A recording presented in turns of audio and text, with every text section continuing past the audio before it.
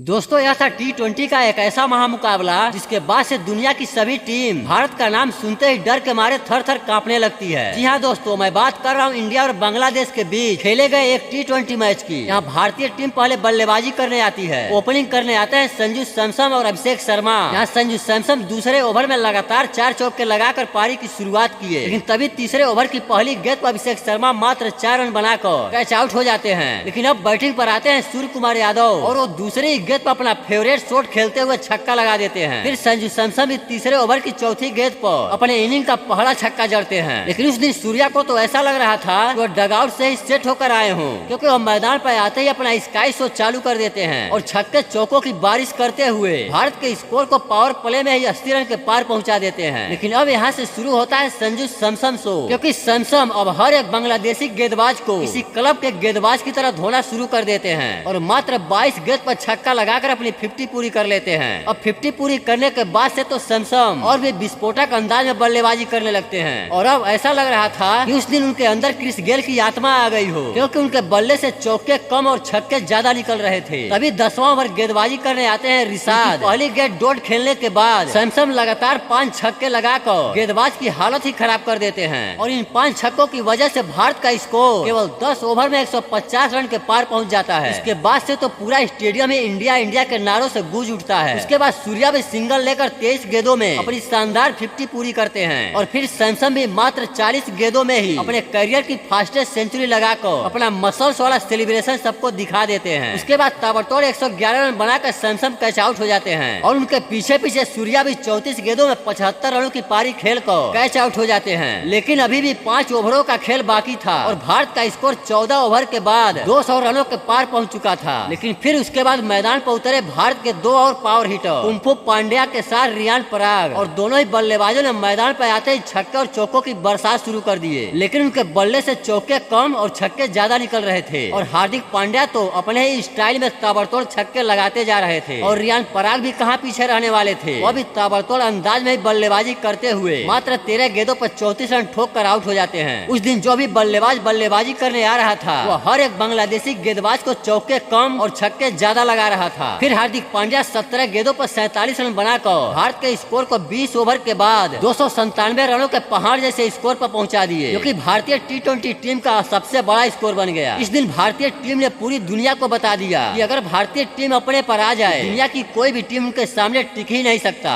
भारत ने पूरी दुनिया को अपनी बैटिंग की तो पावर दिखा दी, लेकिन उसके बाद हमारे गेंदबाजों ने भी अपना दम दिखाते हुए बांग्लादेश को केवल 164 रन पर ही ढेर करके 133 रनों से बड़ी जीत हासिल की।